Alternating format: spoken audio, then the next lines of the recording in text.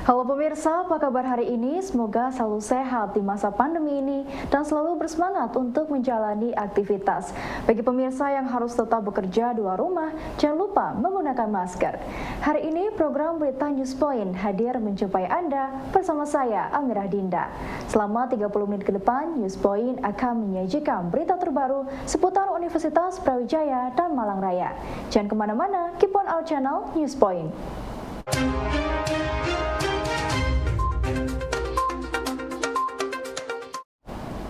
Untuk meningkatkan publikasi ilmiah dari para dosen dan guru besar, Universitas Brawijaya menggandeng Taylor & Francis untuk mempublikasikan berbagai hasil riset ke dalam berbagai jurnal internasional. Menurut Wakil Rektor Bidang Kerjasama UB, Profesor Muhammad Sasmito Jati, kerjasama ini memudahkan publikasi berbagai jurnal internasional. Terutama untuk memudahkan kita mempublish jurnal-jurnal hasil riset kita, karena memang untuk publish di tempat tertentu tidak mudah, ya kan, banyak juga kesulitan. Nah, mereka membantu itu karena dia punya banyak publisher di banyak jurnal, sehingga nanti akan memudahkan kita ketika melakukan submit sampai akhirnya publish. Itu yang intinya itu. Apa keuntungan yang bisa kita peroleh dari kerjasama ini? Ya, akan memudahkan kita publikasi mendunia. Ya, jadi tujuannya memang globalisasi, ya, sehingga nanti dengan dipublish kita di jurnal-jurnal yang punya impact faktor tinggi, akan memudahkan hasil-hasil riset kita disitasi di luar negeri, para orang-orang di luar negeri, sehingga akan mengangkatkan ranking kita secara langsung. Ya. Ranking itu kan terutama sekarang itu kan publikasi, rankingan internasional itu jadi kunci. Taylor & Francis menyediakan ribuan jurnal yang dapat dibaca oleh dosen UB untuk meningkatkan kapasitas keilmuannya. Kabar gembira ini disampaikan oleh Wakil Rektor Bidang Riset dan Inovasi, Dr. Bambang Susilo, setelah penandatanganan MOU antara UB dengan Taylor & Francis. Yang pertama, kami kerjasamanya kan untuk publikasi jurnal-jurnal ilmiah, ya. Kebetulan Taylor & Francis itu punya jurnal yang banyak, ya. Jadi dia itu sebagai publisher. Kemudian kita kerjasama, harapannya nanti itu ada kemudahan dalam mereka kalau dosen-dosen untuk publikasi artikel-artikel jurnal itu. Yang pertama, yang kedua itu adalah untuk kita ada 3 sebenarnya, ya. Yang kedua, nanti kita kan punya jurnal-jurnal sekitar 70 jurnal itu yang masih hanya beberapa yang jurnal internasional. Nanti dengan kerjasama dengan Taylor & Francis, jurnal-jurnal ini akan coba akredit menjadi jurnal internasional. Kebetulan yang di Scopus itu kan di Taylor kan sudah banyak itu. Kira-kira demikian. Yang ketiga untuk akses untuk read, ya, untuk baca, jadi download jurnal-jurnal, yaitu nanti kita dapat juga yang dari Francis and Taylor. Kebetulan jumlah juga ribuan, ya, dan itu nanti kita coba maksimumkan, ya. Jadi dosen-dosen untuk download artikel jurnal akan jauh lebih mudah dengan kerjasama dengan Francis and Taylor ini, ya.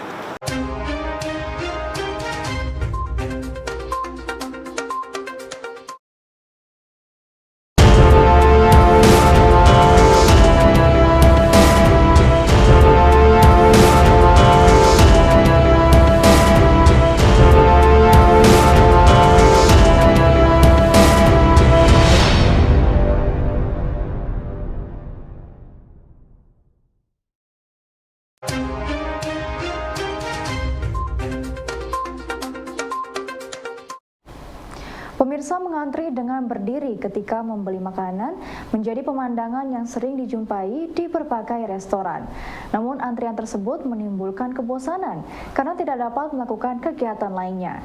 Temuan ini didapatkan oleh sekelompok mahasiswa VIA ketika melakukan riset kuantitatif kepada remaja yang sering mengalami antrian ketika membeli makanan.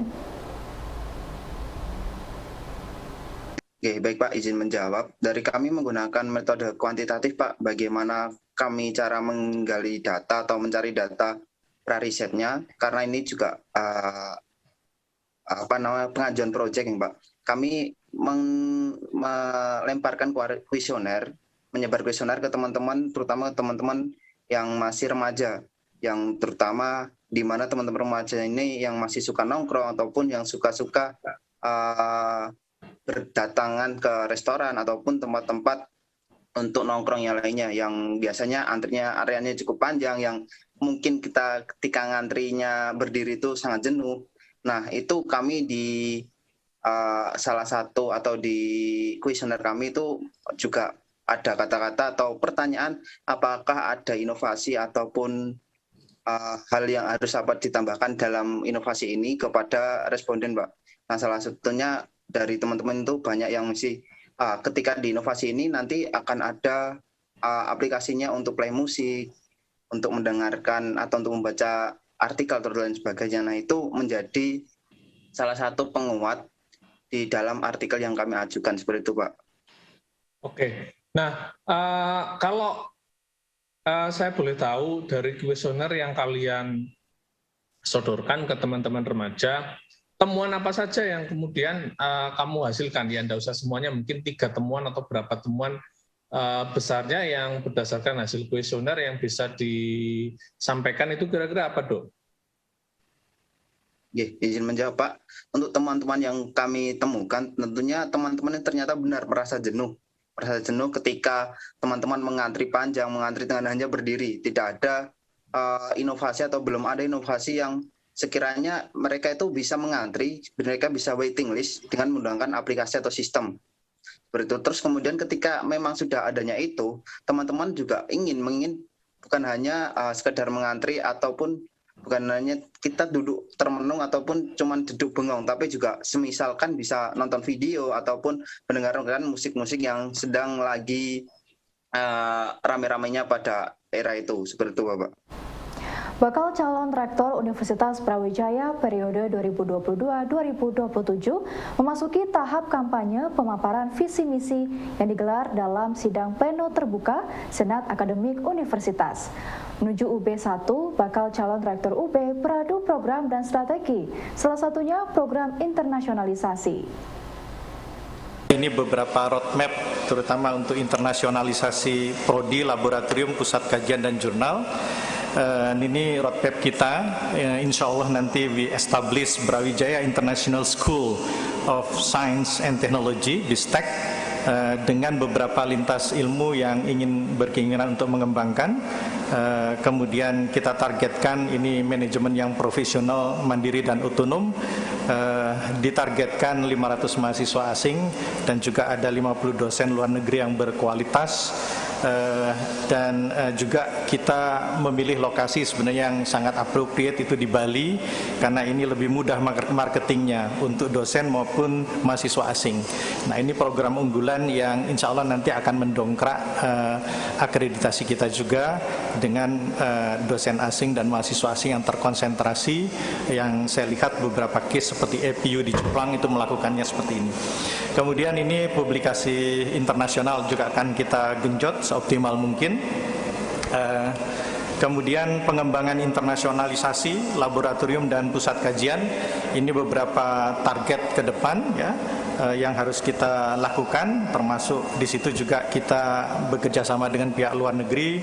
Kemudian laboratorium dan kajian ini juga yang paling penting adalah bagaimana terserap oleh industri. Setelah kita memproduk sesuatu, setelah ada inovasi sesuatu, so what next? Ini yang the most important thing I think. Tridharma yang kita lakukan harus mampu menjawab tantangan-tantangan yang tadi saya sampaikan di atas. Menghasilkan SDM yang unggul, menghasilkan luaran-luaran iptek yang inovatif, berdampak luas, dan mampu menjadi solusi atas problematika masyarakat. Ada beberapa keinginan dalam bentuk misi atau minat yang ingin saya bawa.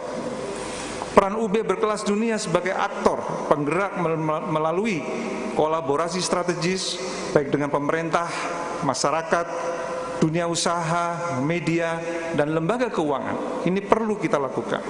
Hilirisasi penelitian unggulan sebagai sumber kemandirian, meningkatkan peran UB juga dalam masyarakat dan melahirkan generasi masa depan menuju Indonesia emas. Yang ketiga, kita perlu menciptakan program studi yang berkelas dunia yang mampu melahirkan generasi masa depan dengan nilai-nilai luhur Indonesia menuju Indonesia Emas. Mahasiswa, dosen, tenaga kependidikan, juga alumni harus mampu membuat sinergi yang cukup positif untuk kemajuan bersama. Inovasi yang berkelanjutan, kemandirian, dan yang paling penting adalah kesehatan organisasi. Nah, tata kelola yang baik didukung oleh reformasi birokrasi dari sisi SDM, dari sisi sarana prasarana, keuangan dan unit bisnis, sistem informasi yang kalau ini memberikan fondasi yang sangat kuat, maka akan menjadi pilar penyusun reputasi terbaik Universitas Brawijaya. Dan dengan itu kemudian kita baru bisa membangun reputasi akademik, reputasi riset dan inovasi, reputasi pengabdian masyarakat yang tentu nanti akan direkognisi oleh pemerintah perguruan tinggi dan termasuk juga pemeringkatan internasional. Semua ini membutuhkan beberapa program strategik yang nantinya perlu kita kelola dari sisi akademik dan non-akademik. Sidang umum terbuka Senat Akademik Universitas dalam rangka kampanye bakal calon rektor UP periode 2022-2027 dipenuhi dengan berbagai gagasan dan rencana program akademik yang dipaparkan secara lugas oleh masing-masing bakal calon rektor. Apabila kita tingkatkan proporsi daripada pasca sarjana, insya Allah riset, temuan-temuan, hasil kerjasama dengan industri mudah-mudahan bisa segera meningkat dan itu akan mewujudkan PTNBH yang unggul tadi. Kemudian penurunan dari masa studi saat ini sudah bagus di bawah 4,5, tetapi kita coba bisa tekan lagi. Poin yang bagus selama ini sudah dilakukan program 3-in-1. Di sini perlu kita perhatikan ada kita sebut dengan New 3-in-1. Yaitu betul-betul meminta agar semacam joint supervisi atau mungkin ada jaminan proyek dari profesor yang dari luar negeri, itu nanti akan menambah percepatan daripada PTNBH ini. Kemudian Brawijaya sudah sangat mantap mapan dalam partisipasi untuk MPKM dan kelas kolaboratif. Sekarang ini boleh saya katakan bahwa program-program ini given. Karena given ya kita ambil, kita lakukan. Jalan dulu, jalan dulu, jalan dulu. Kadang-kadang hubungannya dengan aturan-aturan akademik beda-beda tipis, yang penting jalan dulu. Given. Next step, setelah given, perlu kita menikmati MPKM dan kelas kolaboratif. Saya katakan di sini enjoy. Setelah enjoy dengan MPKM dan kelas kolaboratif, kita akan bergantung pada MPKM dan kolaboratif tersebut. Saya katakan sudah merupakan suatu kebutuhan. Kita sebagai perguruan tinggi negeri dan menghasilkan terutama adalah sumber daya manusia, insan-insan pembangunan yang akan melanjutkan ekstensi bangsa kita ini, maka Pancasila tidak boleh kita tawar, itu harus menjadi landasan nilai kita semua. Dan itu kemudian kita jawantahkan di dalam berbagai praktek kehidupan kita di kampus, dan kita membekali mahasiswa kita dengan nilai-nilai itu. Dan tentu saja kearifan Universitas Brawijaya yang dengan sangat baik telah juga dirumuskan di dalam rencana strategi Universitas Brawijaya. Ini kita pegang sebagai prinsip dasar nilai keutamaan kita. Dalam konteks kepemimpinan saya, maka integritas itu menjadi sesuatu yang utama untuk kita lakukan. Seorang pemimpin ada di depan, yang dipegang adalah integritasnya, dan kemudian itu akan menjadi teladan bagi orang-orang yang dipimpinnya. Kemudian responsif, ini menjadi hal yang sangat saya pentingkan, karena di era sekarang ini di mana kecepatan, ketepatan itu harus dapat kita lakukan, maka sebagai pemimpin kita harus responsif. Universitas Brawijaya pun itu harus responsif dalam segala hal. Kemudian berikutnya adalah maslahat. Ya, berbagai hal yang kita lakukan itu harus bermaslahat, harus berdaya guna, harus bernilai tambah. Karena dengan itulah kita akan memberikan arti bagi masyarakat kita, bagi semesta raya. Dan kemudian Bapak Ibu, hal yang tidak kalah pentingnya adalah pelayanan inklusif dan juga mensejahterakan. Kita harus menghilangkan sekat-sekat di dalam pengelolaan akademik kita, pengelolaan tuntas kita, maupun juga dalam kita mengembangkan atau ekspansi di dalam penerimaan mahasiswa kita. Saudara-saudara kita yang berkekurangan harus mendapatkan kesempatan terbaik untuk dapat masuk ke Universitas Brawijaya. Perlu dikembangkan sistem kelembagaan universitas yang sangat kuat. Apa itu? Yaitu triple helix. Triple helix dalam konteks ini adalah pendidikannya juga harus bagus, penelitiannya juga harus bagus, dan juga harus praktek yang bagus bagi mahasiswa untuk meningkatkan relevansi mahasiswa itu. Kenapa penelitian? Karena untuk memperoleh pengetahuan, maka pendidikan itu perlu creating knowledge. Ya, dosen itu perlu meng-creating knowledge untuk diberikan kepada mahasiswa, sehingga mahasiswa itu mendapatkan new informasi.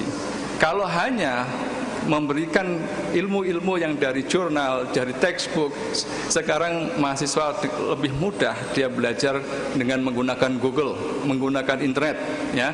Sehingga triple helix ini harus kita kuatkan dan tentu bermitra dengan Dudi dan juga bermitra dengan program-program tinggi internasional.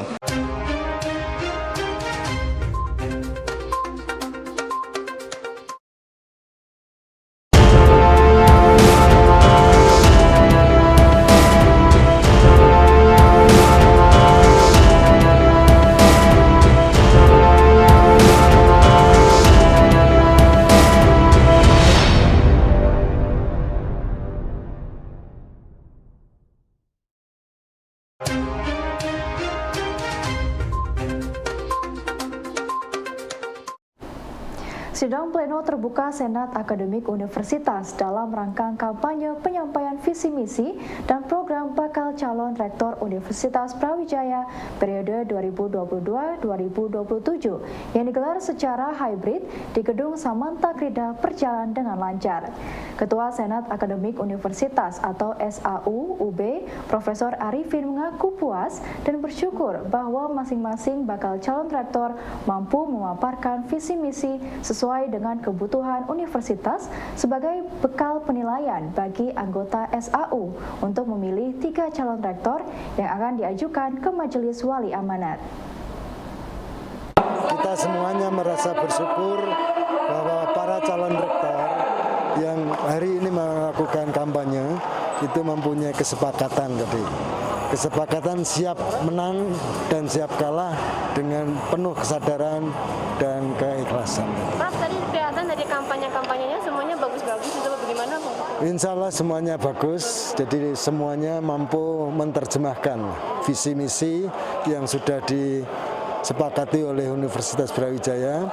Harapannya semoga ke depan beliau-beliau semua mampu mengawal, mengimplementasikan semua visi misi yang ada.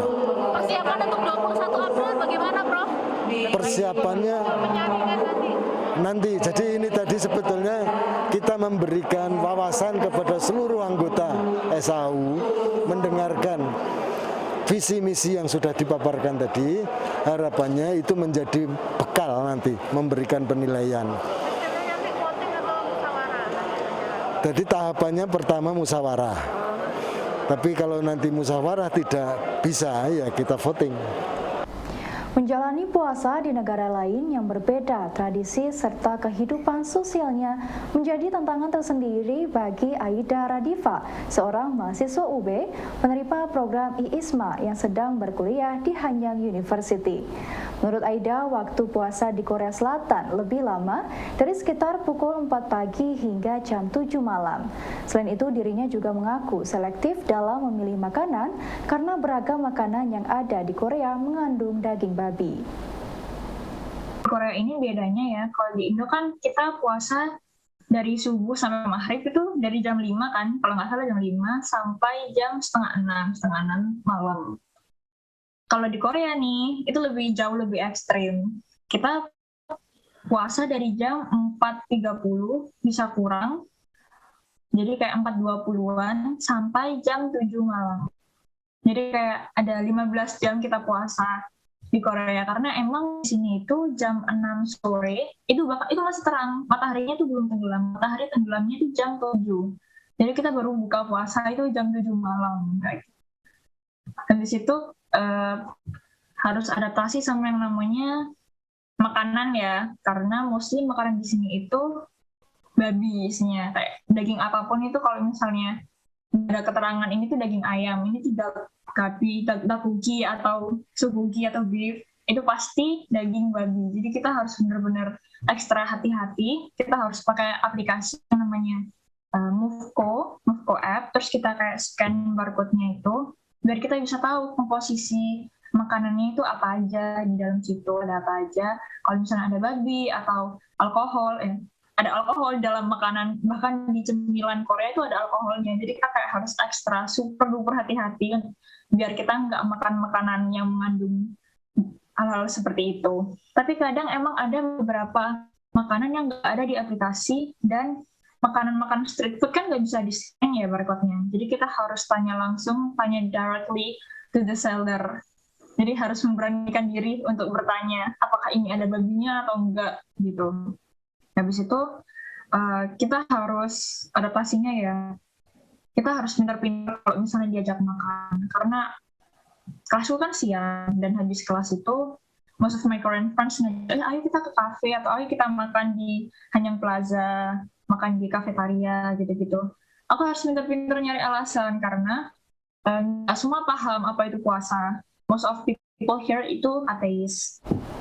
Berbagi di bulan Ramadan menjadi kegiatan rutin dari berbagai kalangan, termasuk perhotelan.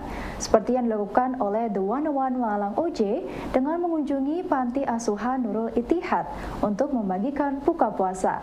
Menurut GM The 101 Malang OJ, Ade Sudrajat, kegiatan ini merupakan salah satu bentuk CSR dan kepedulian dari dunia usaha kepada anak yatim dan pesantren untuk berbagi kebahagiaan di bulan puasa.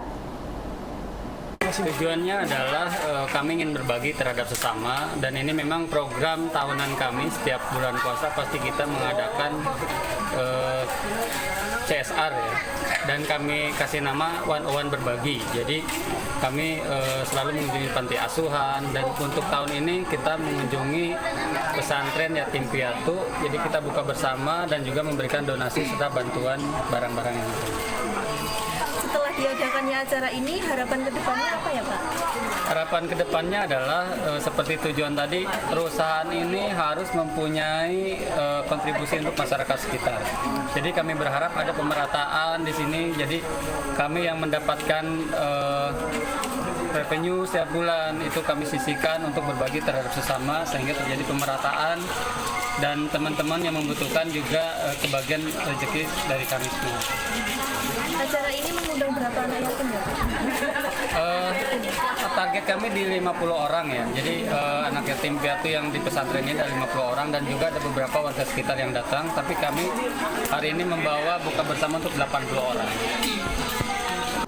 Pemirsa, informasi tadi sekaligus menutup perjumpaan kita hari ini. Jangan lupa untuk menyaksikan News Point setiap hari pukul 19.30 waktu Indonesia Barat hanya di UB TV, Televisi Pendidikan Universitas Brawijaya.